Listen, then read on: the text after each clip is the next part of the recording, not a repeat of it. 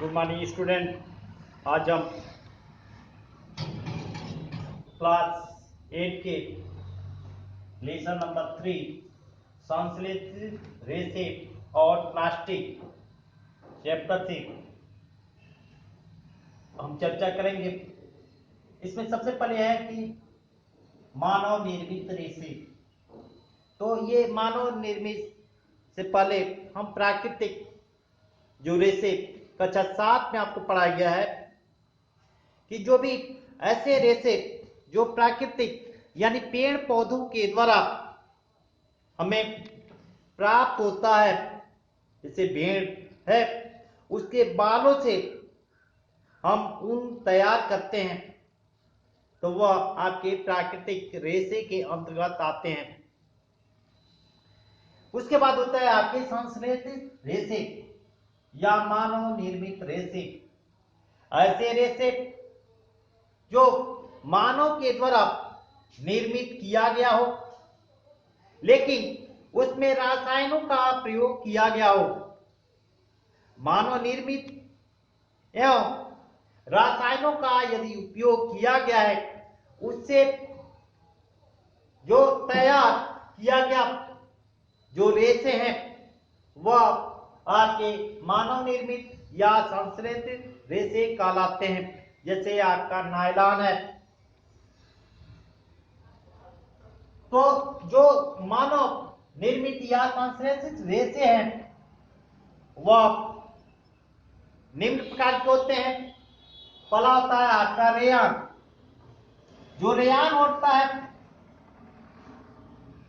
तो सबसे पहले जो रेयान तब जो रेशम के कीट थे, उसी से रेशम के कीट से आपके रेशम के कपड़े बनाए जाते थे। ये गोपनीय था,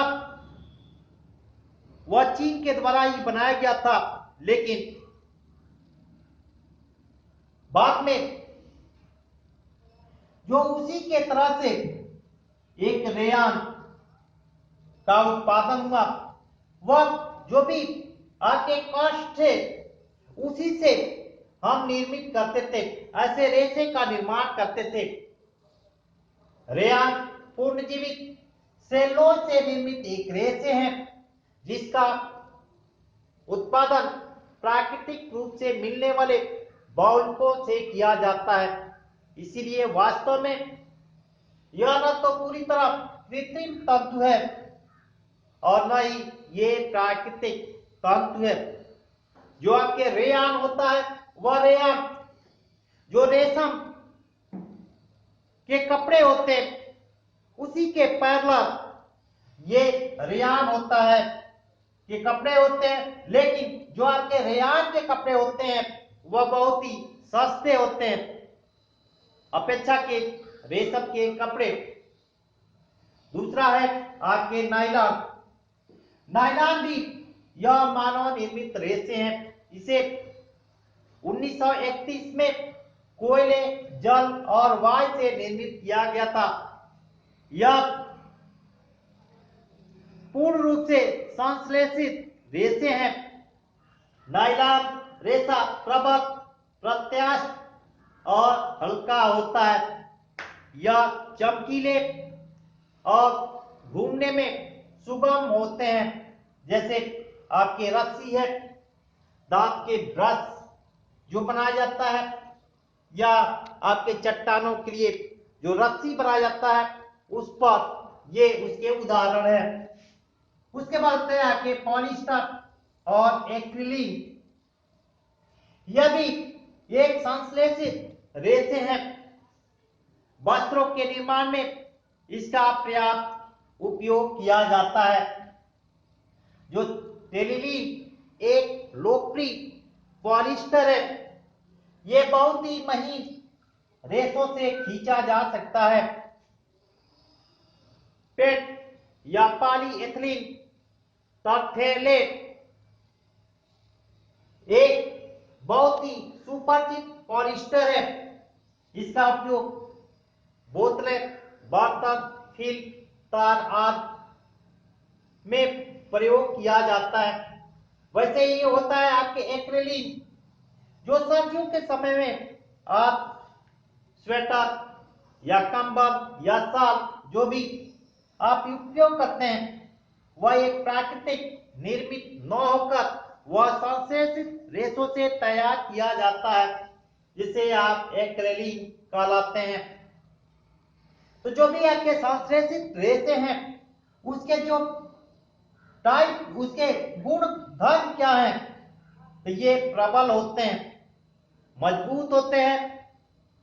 दूसरा ये है कि ये जल के सोखने की प्रवृत्ति इसमें कम होती है। जैसे आप छाता ले लीजिए, उसको बारिश में लेके जाइए तो बहुत जल्दी ही सूख जाता है।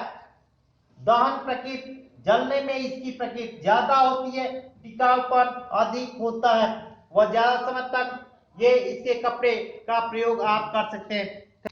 लेसन नंबर 3 के प्लास्टिक के विषय में हम कुछ बताना चाहेंगे। प्लास्टिक एक बहुलक है, माने कई पदार्थों से मिलकर ये बनाया गया है।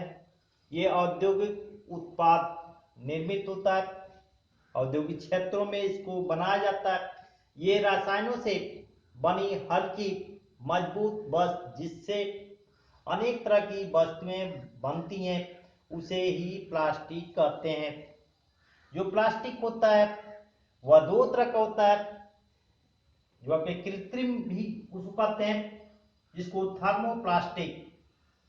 यह गर्म करने पर मुलायम, ठंडा करने पर कठोर हो जाता है। चाहे इसे कितनी ही बार इसको गर्म और ठंडा किया जाए, तो ये आसानी से इसको मोड़ा भी जा सकता है, जिसे थर्मोप्लास्टिक कहते हैं। जैसे खिलौने हैं या के कंघी जो निर्माण किया जाता है, यानी ऐसे प्लास्टिक जिसको कई बार, जैसे भी हम चाहें, जितने भी बार हम चाहें, उसको हर बार गर्म करके अलग अलग चीज उसको हम बना सकते हैं, वह आपके थर्मोप्लास्टिक के अंतर्गत आता है। उसके बाद होता है आपके थर्मोसेटिंग प्लास्टिक। ऐसे प्लास्टिक जो एक बार गर्म करने पर जिस भी ढांचे में उसको ढाल दिया जाता है, वह उसी का रूप ले लेता है।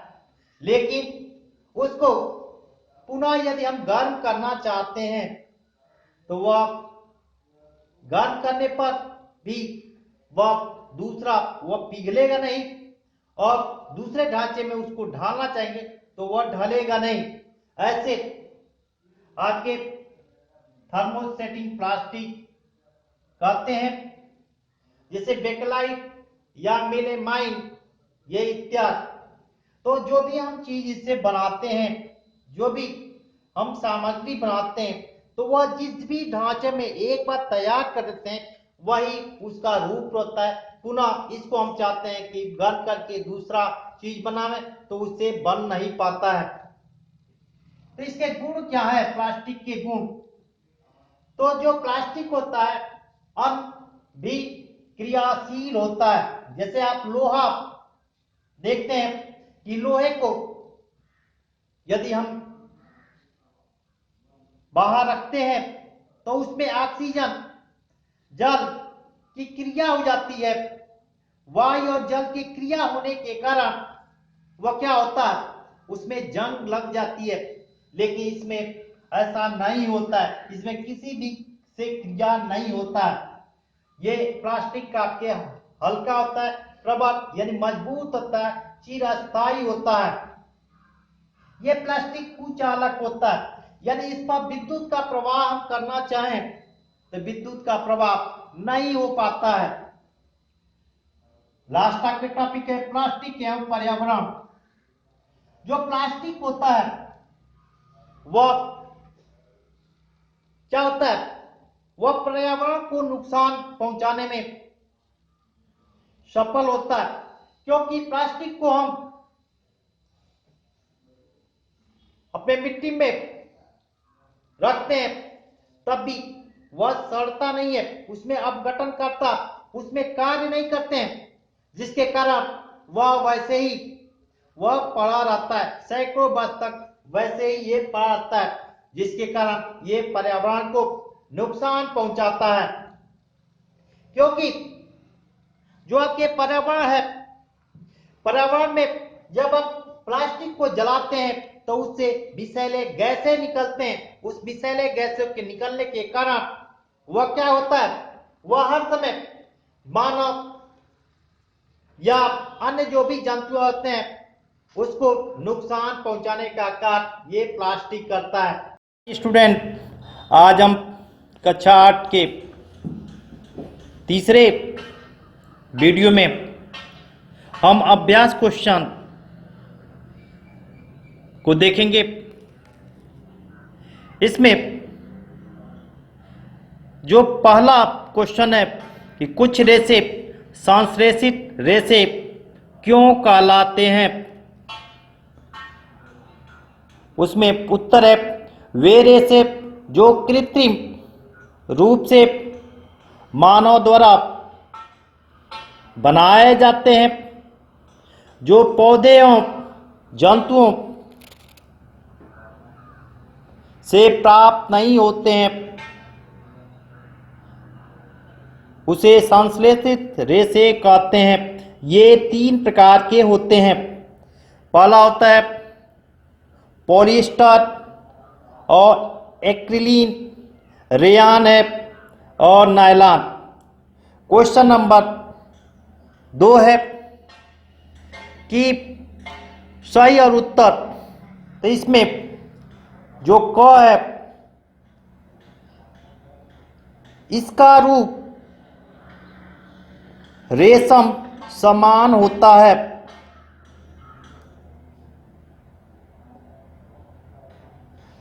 क्वेश्चन है उसमें कि रेयान एक संश्लेषित रेशा नहीं है, क्योंकि इसका सही जो उत्तर है इसे काष्ठ लुगदी से प्राप्त किया जाता है। क्वेश्चन नंबर 3, रिक्त स्थानों की पूर्ति करना है। तो क में आपके संश्लेषित रेशे मानव निर्मित बनना है और कृत्रिम बनना है। ख में संश्लेषित रेशे कच्चे माल से संश्लेषित किए जाते हैं, उसको क्या कहते हैं, संश्लेषण कहलाता है।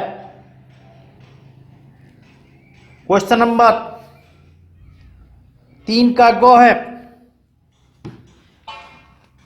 कि संश्लेषित रेशे की भात प्लास्टर भी एक बहुलक है। क्वेश्चन नंबर 4, नायलॉन रेशों से निर्मित 2 वस्तुओं के नाम जो नायलॉन रेशे की प्रबलता दर्शाते हैं। तो आपको बताया गया है पैराशूट, चट्टानों पर चढ़ने हेतु रस्सी। क्वेश्चन नंबर 5, खाद्य पदार्थों का संचयन करने हेतु प्लास्टिक पात्रों के उपयोग के 3 प्रमुख लाभ बताइए। इसमें पहला है कि यह हल्का होता है, यह मजबूत होता है और ये आपके चिरस्थायी होता है। क्वेश्चन नंबर आपके 6 कि थर्मोप्लास्टिक और थर्मोसेटिंग प्लास्टिक में क्या अंतर है। तो थर्मोप्लास्टिक में देखिए इसे गर्म करने पर आसानी से पिघल जाता है, इसे आसानी से मोड़ा जा सकता है, ये ऊष्मा का सुचालक है। थर्मोसेटिंग है, ये गर्म करने पर आसानी से विकृत नहीं होता है, ये आसानी से मोड़ा नहीं जा सकता है, ये ऊष्मा का कुचालक है। क्वेश्चन नंबर 7 है, समझाइए कि थर्मोसेटिंग प्लास्टिक से निम्नलिखित क्यों बनाए जाते हैं। इसमें पहला है डेंची के हत्थे। इसे बनाने के लिए थर्मोसेटिंग प्लास्टिक का प्रयोग होता है, क्योंकि थर्मोसेटिंग ऊष्मा का कुचालक होता है। ये अन्य प्लास्टिक की तुलना में गर्मी सहने की अधिक क्षमता रखता है। उसके बाद है क्वेश्चन नंबर उसी का गो है खो, विद्युत प्लग या स्विच प्लग बोर्ड। इसे बनाने के लिए थर्मोसेटिंग प्लास्टिक का इस्तेमाल किया जाता है क्योंकि यह विद्युत कुचालक होता है। क्वेश्चन नंबर 8, निम्नलिखित पदार्थों को पुनः चक्रित किए जा सकते हैं और पुनः चक्रित नहीं किए जा सकते हैं, तो इसको वर्गीकृत करना है। तो पुनः चक्रित किए जा सकते हैं। इसमें प्लास्टिक के खिलौने हैं, सामग्री लाने वाले थैले, पॉइंट पेन, प्लास्टिक के कटोरे, विद्युत तारों के प्लास्टिक के आवरण, प्लास्टिक की कुर्सियां, और चक्रित नहीं किए जा सकते हैं यह टेलीफोन यंत्र, कुकर के हत्थे, विद्युत स्विच। उसके बाद क्वेश्चन नंबर 9, राणा गर्मियों के लिए कमीजें खरीदना चाहता है, उसे सूती कपड़े खरीदना चाहिए या संश्लेषित कारण सहित राणा को सलाह दीजिए। तो इसमें क्वेश्चन नंबर 9 का उत्तर है कि राणा गर्मियों के समय सूती कमीज खरीदना चाहता है क्योंकि इसे पहनने से हवा अंदर और बाहर आने देता है और पसीना सुखा देता है। क्वेश्चन नंबर 10, उदाहरण देकर प्रदर्शित कीजिए कि प्लास्टिक की प्रकृति असंक्षारक होती है, यानी जंग नहीं लगता है। प्लास्टिक एक अनभिक्रियाशील पदार्थ है जो लोहे तथा अन्य धातुओं की तरह वायु तथा जल से अपक्रिया नहीं करता है, जिससे संक्षारक नहीं होता है। क्वेश्चन नंबर 11, क्या दांत साफ करने के लिए ब्रश का हैंडल, सुक, ब्रिस्टल एक ही पदार्थ के बनाने चाहिए? उत्तर स्पष्ट कीजिए। नहीं, दांत साफ करने वाले ब्रश हैंडल, सुक एक ही पदार्थ से बने नहीं होने चाहिए क्योंकि ब्रश का हैंडल किसी सख्त पदार्थ से बना होना चाहिए ताकि ब्रश को पकड़ना एवं चलाना आसानी हो।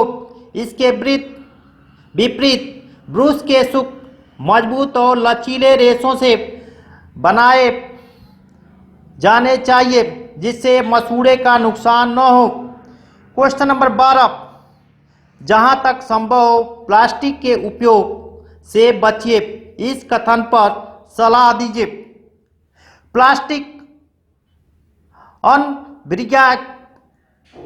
क्रियाशील, हल्का एवं विद्युत एवं ऊष्मा का कुचालक होता है, इसलिए यह बहुत ही उपयोगी है, लेकिन प्राकृतिक प्रक्रियाओं द्वारा सरलता से विघटित नहीं होता है।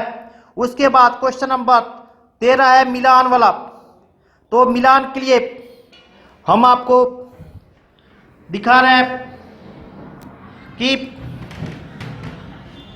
जो आपके पॉलिस्टर है, पॉलिस्टर को हम उसमें 4 है, कपड़े से आसानी से बल नहीं पड़ते। टेफ्लॉन में आपको लिखना है न चिपकने वाले भोजन बनाने के पात्रों के निर्माण में उपयोगी में लाना चाहिए। रेयान में कास्ट लुगदी का उपयोग कर तैयार किया जाता है।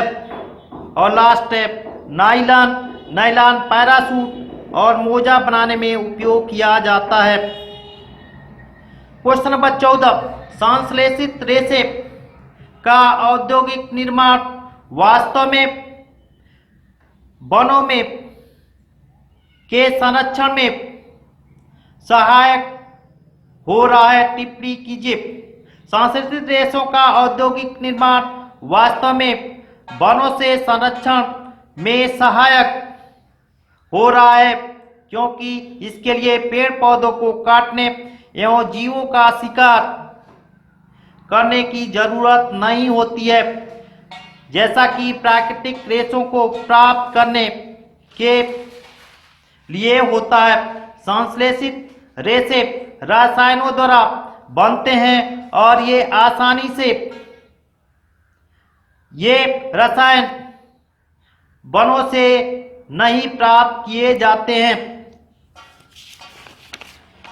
और लास्ट क्वेश्चन है आपका क्वेश्चन नंबर 15 कि यह प्रदर्शित करते हुए एक क्रियाकलाप का वर्णन कीजिए कि थर्मोप्लास्टिक विद्युत कुचालक है। उत्तर इसका है कि थर्मोप्लास्टिक जो गर्म करने पर आसानी से विकृत हो जाए और मुड़ जाते हैं, इसको थर्मोप्लास्टिक कहते हैं। जैसे पीवीसी, पॉलीथीन एक सेल के पॉजिटिव और निगेटिव भागों को तारों से जोड़कर उसके साथ बल्ब और थर्मोप्लास्टिक की वस्तुओं को जोड़ने पर बल्ब नहीं जलता है, परंतु इस क्रियाकलाप में से थर्मोप्लास्टिक की वस्तुएं हटा देते हैं तो बल्ब जलने लगता है। Thank you.